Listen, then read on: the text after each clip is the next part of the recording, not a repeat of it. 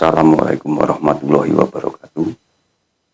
Bertemu lagi kita di channel Ki Utri Kumboyono yang akan membahas tentang sejarah, budaya, Tosan Aji, dan pelaku sejarah.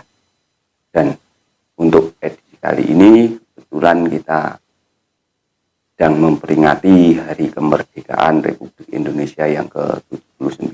Kita akan membahas tentang aksi heroik atau aksi kepahlawanan dari pahlawan-pahlawan kita atau leluhur-leluhur kita, dan bagaimana dan siapa saja, mari kita bahas dan kita ulas bersama-sama. Untuk kali ini kita mencoba akan membahas atau mengulas tentang sejarah kepahlawanan dari Demang Alap-Alap. Siapa itu Demang Alap-Alap dan di mana mereka berjuang dan sekarang di mana makamnya, mari kita ulas dan kita bahas bersama-sama. Kita membicarakan dulu tentang sejarah atau asal usul dari Demang Alap-Alap. Demang Alap-Alap adalah suatu kesatuan batalion berkuda waktu itu atau pas kepemimpinan dari Sultan Agung atau Mataram Islam. Mereka sangat gigih berjuang dalam menumpas waktu itu Belanda atau VOC ya. Mereka berjuang mati-matian dan terkenal dengan pasukan yang berani mati. Mereka membantu atau ikut berperang dengan pasukan Sultan Agung yang lain, termasuk ke Batavia. Dalam penyerangan ke Batavia sampai 2 kali. Seperti yang kita tahu, sejarah Sultan Agung menyerang Batavia kan bukan cuma sekali, sampai 2 kali ya. Seperti itu. Tapi pada akhirnya ada satu kisah yang harus kita bahas di sini ya. Ada suatu kisah yang akan kita akan nanti apabila kisah yang kami ulas ini kurang atau salah ataupun tidak tepat dengan sejarah aslinya, monggo silahkan untuk coret-coret di kolom komentar agar kita bisa tahu atau bisa meluruskan sejarah yang sebenarnya. Jadi Demang Alap-Alap adalah suatu gelar yang diberikan kepada Senopati dan kesatuannya di keraton atau kerajaan Mataram Islam. Tapi setelah pergantian tahta dari Sultan Agung ke Amangkurat, Demang Alap-Alap sudah tidak lagi ikut ke kerajaan. Jadi mereka membentuk kesatuan sendiri dan berjuang dengan kelompok-kelompoknya sendiri. Dan mereka terpencar di beberapa daerah, terutama di Sragen yang banyak. Sragen ada sekitar 17 makam, jadi berarti 17 orang. Nah, di sini di Sragen Grabag sendiri ada 10 makam, berarti ada 10 orang. Kok bisa seperti itu? Yang sebenarnya yang mana dari makam Demang Alap-Alap. Jadi Demang Alap-Alap kalau kita telusuri dari makam yang terpencar di berbagai daerah, itu merupakan dulunya suatu kesatuan. Lalu setelah pergantian dari Sultan Agung ke Amangkurat, mereka membentuk kesatuan sendiri. Kenapa membentuk kesatuan sendiri? Karena mereka merasa kecewa. Karena Amangkurat dirasa telah banyak memihak kepada Belanda atau VOC. Jadi mereka merasa kecewa, perjuangan mereka dulu merasa sia-sia. Karena mereka itu pasukan yang sangat berani mati.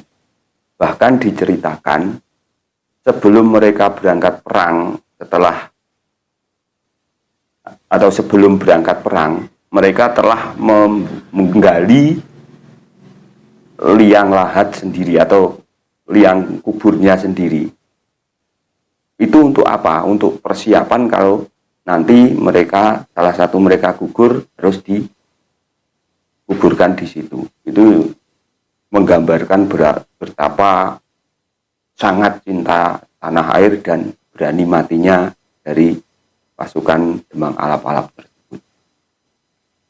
Makanya dari itu di berbagai daerah banyak terdapat makam yang dinamai makam Demang Alap-Alap, itu karena ya di mana mereka berjuang, mereka pasti sebelum berangkat perang sudah menggali kuburnya sendiri atau menggali yang kubur untuk dirinya sendiri.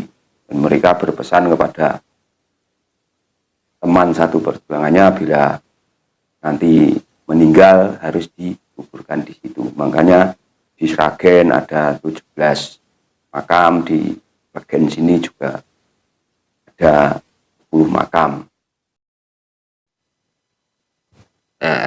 Mari untuk lebih jelasnya kita mulai menuju atau ke pintu masuk ke lokasi makamnya.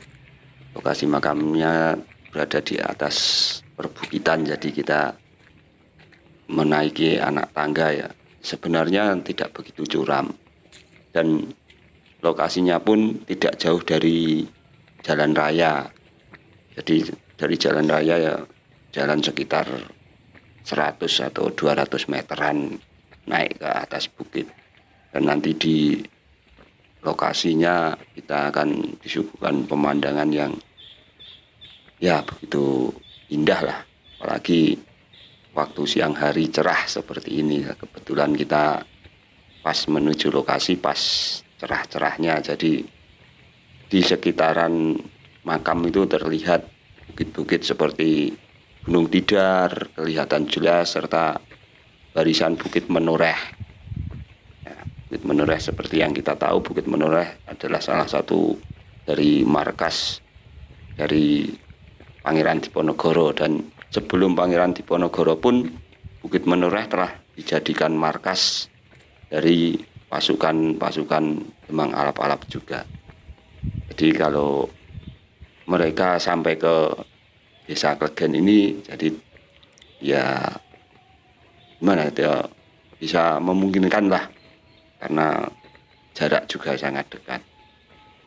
Kita sudah mulai masuk ke lokasi atau ke cungkupnya. Ya seperti ini situasi atau kondisi dari makamnya yang ya masih dalam proses pemugaran atau perbaikan. Di atap juga belum sempurna dan makamnya juga belum di semen ya, masih gundukan tanah karena ini masih dalam proses pemugaran.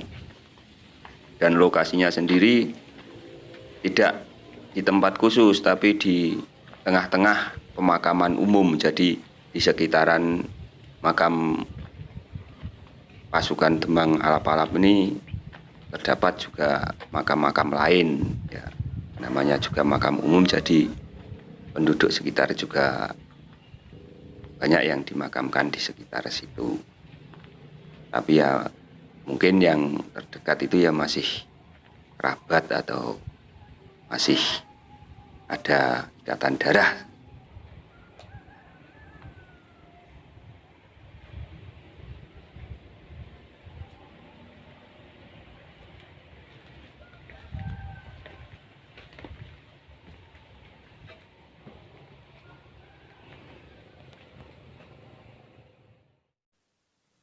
Kiranya seperti itu ya, ulasan singkat atau sejarah singkat dari kisah kepahlawanan atau kisah heroik dari pasukan Demang Alap-Alap, suatu pasukan atau batalion berkuda kepercayaan dari Sultan Agung, atau istilahnya kalau sekarang ya pasukan elit, pasukan yang berani mati. Jadi anggota batalion tentunya bukan orang sembarangan, pasti tetap orang yang pintar dalam taktik perang dan juga sakti mandraguna. Hanya seperti itu kalau waktu itu. Zaman dulu kan orang ya harus sakti, itu jelas, ilmu kanuragan harus mumpuni lah. Ya seperti itu kiranya ulasan singkat kita tentang aksi heroik kepahlawanan dari pasukan Demang Alap-Alap. Apabila ada salah kata atau salah dalam ulasan kami, mohon dibenarkan di kolom komentar. Atau bahkan silahkan untuk menambahi apabila ada yang kurang. Biar kita semua bisa belajar tentang sejarah dan kita bisa mencontoh dari aksi kepahlawanan nenek moyang kita, terutama dalam mengusir penjajah, dalam mempertahankan bumi pertiwi ini. Biar kita bisa meneruskan perjuangan mereka dan bisa mewujudkan cita-cita mereka untuk menuju Indonesia yang merdeka, aman, damai, dan menjadi negara yang kuat dalam pertahanan militer itu. Dan kiranya ulasan singkat kita kali ini, mohon maaf bila ada salah kata, ada salah dalam mengulas atau memberikan ulasan. Cukup sekian dulu dari kami. Wassalamualaikum warahmatullahi wabarakatuh. Salam budaya, rahayu, rahayu, rahayu.